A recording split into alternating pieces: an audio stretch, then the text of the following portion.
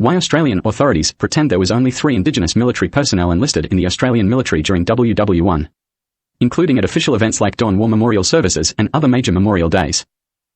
The repulsive compulsive liar phenomenon only really started after World War II, which was followed by the release of the television as commercially available to the public in the late 1940s. The first stream of television broadcasts were completely unregulated everywhere when television began. Anyone could pick a broadcast frequency and broadcast anything they wanted. Compulsive liars jumped on the new medium as fast as they could, broadcasting pathetic rehashes of film material that was only seen in cinemas and private projector reel displays, and made lunatics out of themselves, converting them to fiction. All to cover up and divert people from facts about heinous crimes committed during World War II, and to pretend the new medium was the ultimate means to steal inheritance assets. Some even started to pretend that the cathode ray tube radiation given off by early televisions, that went through anyone watching from recommended range or closer, was a magic spell that would erase people's real memories of recent events and replace them with the fictional material pirate broadcast through the television. Despite the fact that people had already seen newsreels and other cinema broadcast material about events like the Nuremberg trials that had real factual information in it. Ultimately, that 3 thing is one of those pathetic deals with an organized crime and terrorism group made after World War II. When some Australians became the Tabloid, Aussiewood, Vaudeville self-humiliation, organized crime, neo-Nazi accommodating cooperation land show all normal people despise. The correct number of Indigenous enlisted military personnel during World War I was 280,000 plus, approximately. Verified by comparing the electoral rolls with the carefully maintained details of enlisted military personnel during the conflict.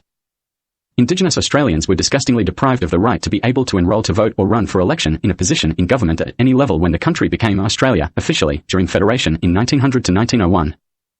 Anyone on the enlisted personnel lists that was not enrolled to vote was a 95% plus chance of being an Indigenous Australian. Well over 75% of enlisted personnel during World War I.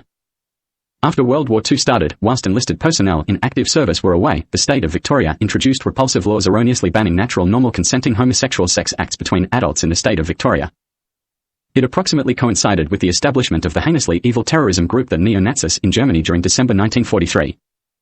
The neo-Nazis established themselves with a mass murder of almost all members of German parliament, where they may have kept their clothing and identities. Then the abduction and illegal imprisonment of the Kaiser, monarch, and Chancellor Adolf Hitler the Hohenzollern. He was made a prisoner of war in Yugoslavia until his escape in late 1959. Escaping being illegally held prisoner of war isn't a criminal offense, by the way. The neo-Nazis then took all maximum security prisons in Germany by force, killing all the guards and staff, and illegally releasing all the inmates to join them. Most escaped inmates were serving life sentences or long-term sentences for serious and heinous crimes. Those inmates then killed a large percentage of the people that caused their escape to take over running the neo-Nazis themselves. Former inmates were given the illegal job of running the prisons they escaped from. Then the prisons were used to illegally detain homosexuals abducted from the public population in Germany at gunpoint. The former inmates were made over by award-winning film production crews to look like German officials and military, in some cases wearing altered clothing and using real identity documents of the person they were pretending to be, whilst committing heinous crimes. Others got involved in mass genocides of millions, including German citizens and residents, until the end of WW2. And the Jewish Holocaust, obviously. After the human rights violating ban on homosexual consenting sex acts between adults was put in place in Victoria, making those natural acts an illegal offence, the disturbed morons that made that decision, in a country where the majority of the population were Indigenous people who were not allowed to vote or run for government positions, started practicing for teasing military personnel when they returned home after World War II was declared over. There is repulsive footage about the end of World War II in Australia, depicting people practicing for V-Day. They rehearsed welcoming homosexual military home, waiting until they relaxed a little in relief, and then bludgeoning them with the news that, quote, homosexual bumfucking was banned in the state of Victoria and made illegal whilst they were serving during the war, and if they, quote, wanted to fuck, it will have to be a female's vagina, or nothing. Some of the footage seen on sites like YouTube is them practicing. Not the actual filmed return of military personnel.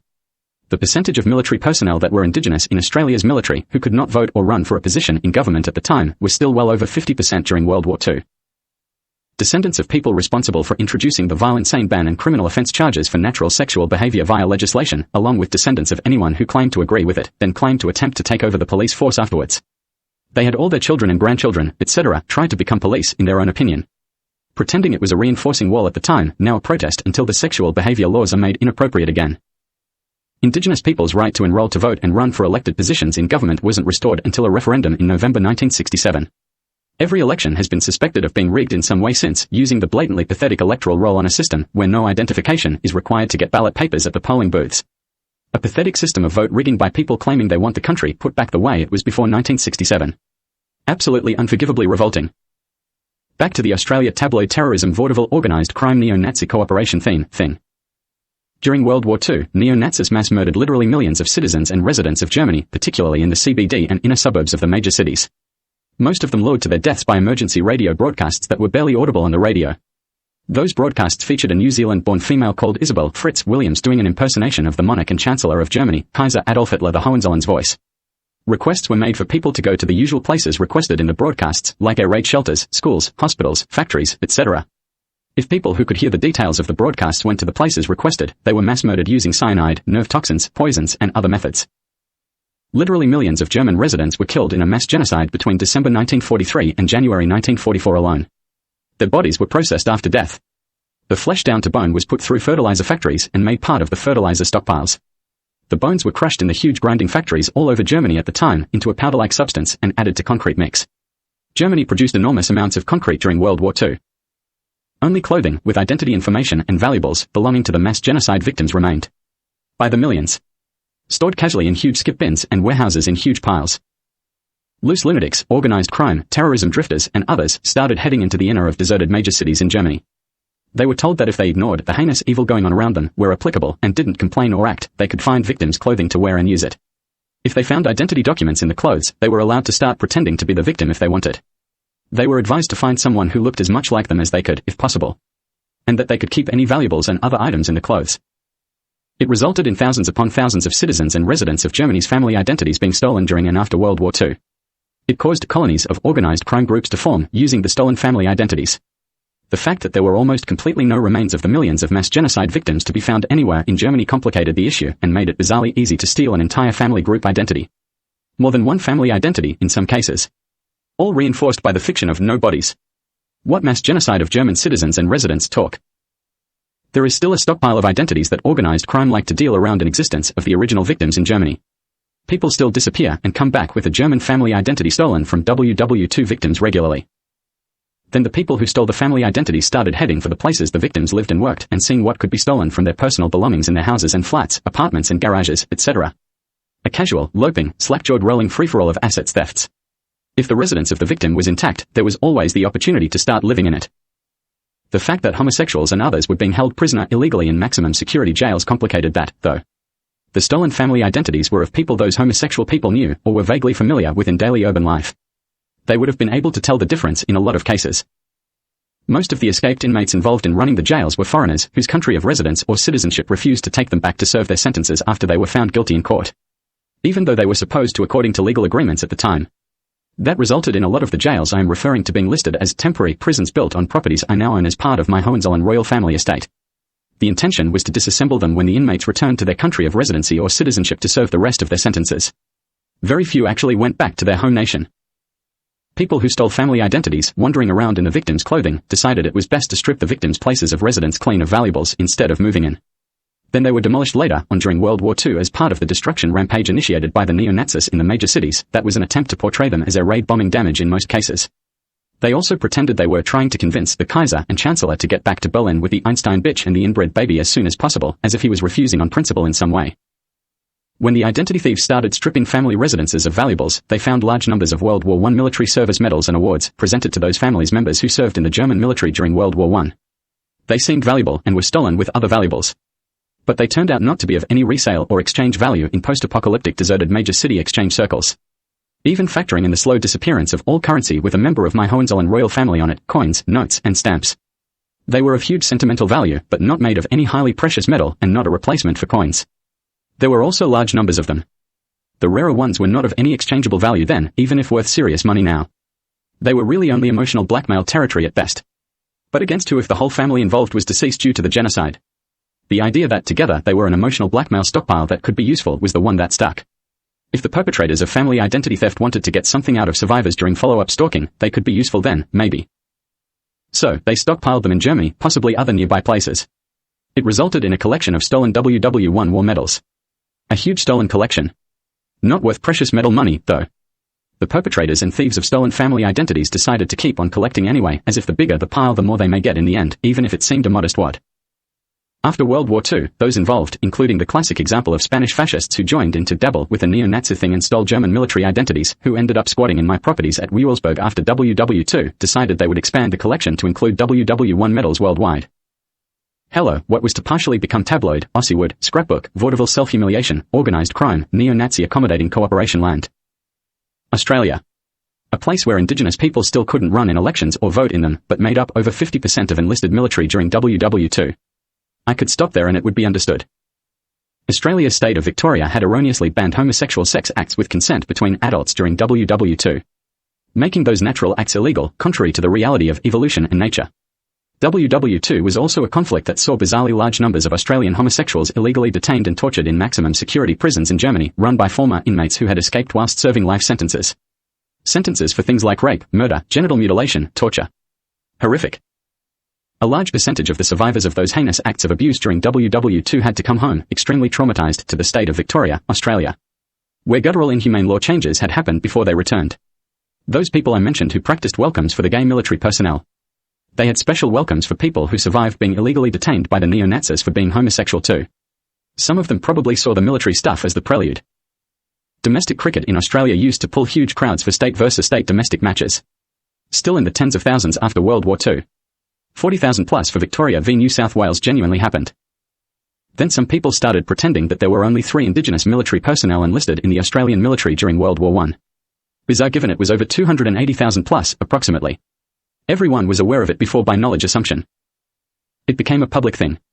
Publicly pretending there were only 3 Indigenous military personnel. Weird. Domestic cricket crowds suddenly dropped to basically nothing immediately afterwards. They have basically stayed at nothing ever since. At the 2024 dawn Anzac service at the Shrine of Remembrance on St Kilda Road, they again pretended there were only 3 Indigenous military personnel enlisted in the Australian military during WW1 and tried to record the faces of any Indigenous person that showed up, all standing quietly respectfully in attendance. Boring, Jimmy, boring. A lot of the people who show up regularly only show up to scan for the odd Indigenous person who hasn't attended before, to know who to stare at when they vomit propaganda incorrect numbers to be deliberately inflammatory. Like vampires looking to induce grief to feed on from anything Indigenous that's around. They aren't trying to be respectful in any way. I will mention here that saying a correct statistic in relation to a particular topic of conversation, like the real number of Indigenous military personnel enlisted in Australia's armed forces in information for presentation, does not imply anything else. It is just a correct statistic like the date. It can be mentioned without implying anything other than the person who prepared or presented the information got the statistic correct. Competent. Correctly stating the actual number of Indigenous military personnel enlisted during WW1 and WW2 in Australia's armed forces in publicly available material, particularly at Memorial Day services, isn't being forced to say thank you, sorry, well done, there, or anything else by implication. Just because the number is correct. There are also weird lunatics in Australia that state they think there were no enlisted military personnel from Tasmania during World War I at all. That the state had too small population numbers for participation at the time. It causes all sorts of weird behaviour from them when mentioned. Including them pretending everyone from elsewhere in Australia has a reputation for being fools who fall for preset traps constantly. Amongst other themes. Turns out that only 3 Indigenous military personnel enlisted during WW1 repeated lie thing is a direct tabloid, Aussiewood, scrapbook, Vaudeville self-humiliation, organised crime, neo-Nazi accommodating cooperation land deal with the neo-Nazis through to here and now. They are pretending that this country will not mention the correct number of Indigenous military personnel enlisted in Australia's armed forces during World War I, over 280,000 approximately, until 3 particular Indigenous World War I military commanding officers awarded service medals are stolen and added to the World War I stolen medals collection started in Germany during World War II. As if family members of them, like myself, have to find a way to steal them and get them into that collection to get the correct number mentioned at a dawn service. All 3 related to me. Army generals amongst the 3. Including my homosexual, childless, Indigenous, granduncle. Surprise, surprise. My grandmother Duchess and Lady Myrtle Webber Habsburg was his next of kin when he died and in the Guard of Honour with her family unit at his state funeral in 1931. When I say in the Guard of Honour, she was at the front, directly behind his covered coffin. My dad Duke and Lord Kevin was also in that Guard of Honour aged 15 months, being carried by the deceased person's homosexual sexual partner when he died.